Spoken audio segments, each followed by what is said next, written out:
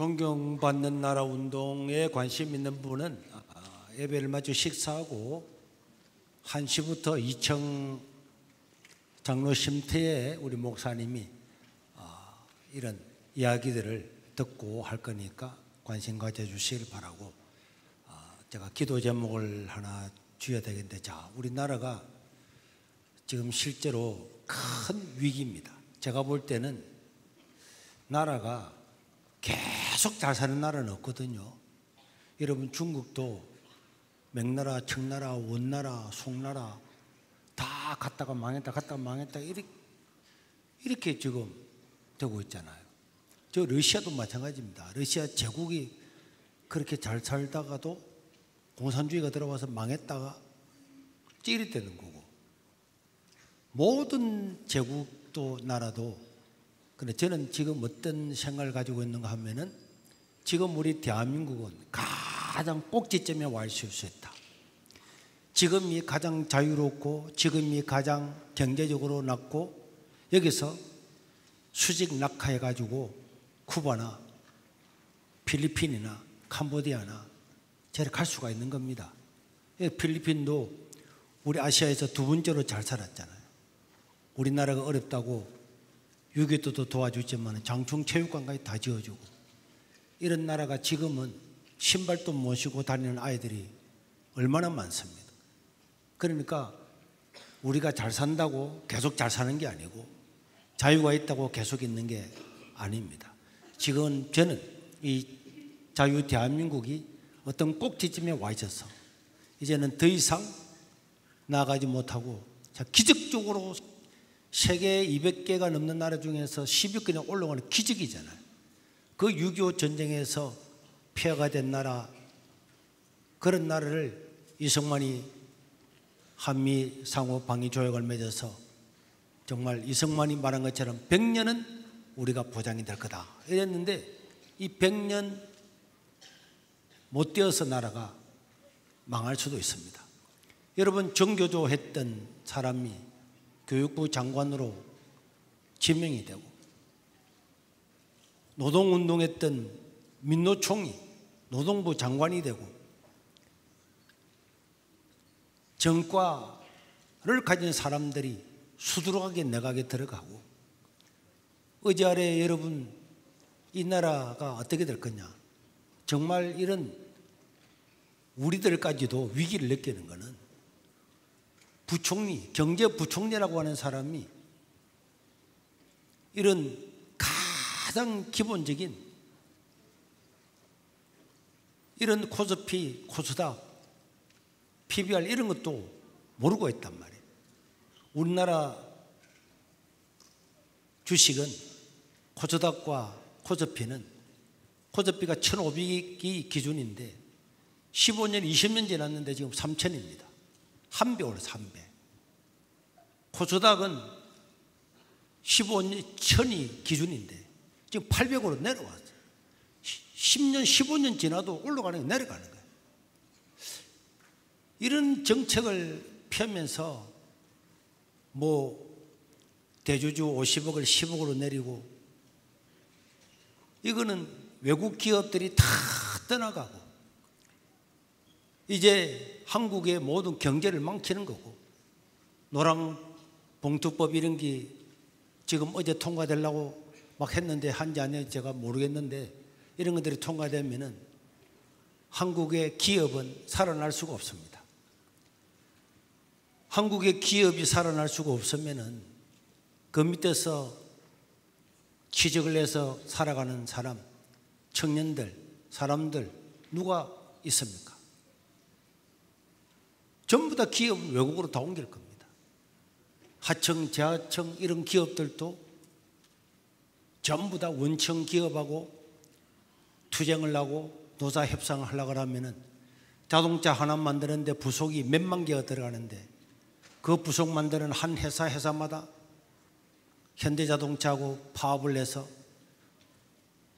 파업하는 사람들은 배상도 하지 않고, 파업을 해도 처벌도 면하게 되고, 이런 파업 천국이 되면은 2만 개의 부속 중에서 하나만 만들지 못하면은 참 못 만드는 겁니다. 이런 나라가 되면은 있는 사람들 끌어내리자. 여러분 우리나라 삼성, LG, 현대 이런 걸 끌어내리면은 못 먹고 살 겁니까? 이런 법을 통과를 시키려고 하고 있잖아요. 그러나 저는 이런 생각을 가집니다. 노무현 대통령이 좌파였잖아요. 그는 이렇게 말했습니다. 반미하면 어때? 반민면 어때? 미국 가는데 반민면 어때? 아주 우리나라의 자주 정책을 가지고 갔는데 가보니까 아니었던 거예요. 가보니까 이게 아니었다. 그 노무현은 정말 그걸 깨달았어요. 그래서 여러분 좌파들이 그렇게 반대했던 한미파를 성사를 시켰습니다. 그리고 제주도에 우리 해군 기지를 건설한다고 할 때 좌파들은 다 반대했는데 노무현은 찬성을 했어요. 그저 지었잖아요. 그래서 노무현이 좌파들한테 미움을 받아서 탄핵을 당했습니다. 물론 그는 다시 판결에서 돌아왔지만은 저는 이재명 대통령이 내각의 범죄자들로 다 채우고 극단적인 민노총, 정교조 이런 사람들 장관으로 다 세우고 경제부총리라고 하는 사람이 일반 시민 한 사람이 아는 것도 모르는 무식한 그런 사람들 경제부총리를 세워서 이 정체를 망하려고 하네요. 그랬더니 민주당의 정책위원장은 야, 잘 안 되면 다시 법 고치면 될 거 아니냐. 나라 망했는데 법 고친다고 살겠습니까? 그러나 저는 이재명 대통령이 일본과 미국을 가서 생각이 확 바뀌어서 야, 이러면 진짜 큰일 나겠구나 이거. 이런 걸 깨닫고 트럼프와 만나서 무슨 이야기 할지 모르지만은 우리가 국제 정세에서 어떤 포스를 취해야, 스탠드를 취해야 이 국제사회에서 살아나갈 수 있는가, 이걸 저는 정말 깨닫고 와서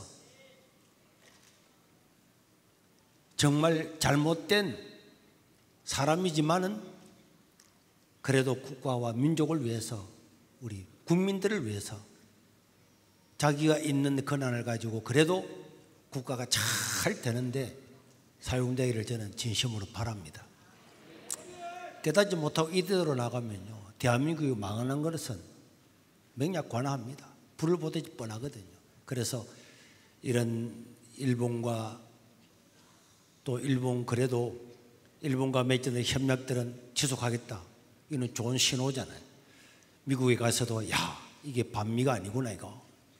우리 민족이 살려고 하면은 세계 이런 우파 동맹들과 함께 해야 되는구나. 이런 걸 뼈저리게 느껴와서 정치, 경제, 사회, 문화가 정상으로 돌아가는데 마음이 바뀌도록 우리가 기도해야 됩니다. 기도해야 됩니다. 이게 정말 중요해요. 그래서 우리가 이재명을 위해서 기도해야 돼요. 아, 이거 언제, 목사님 이재명을 위해서 기도해야 됩니다. 그의 생각이 바뀌고 마음이 바뀌도록. 자기는 말로는 실용주의라 그랬잖아요.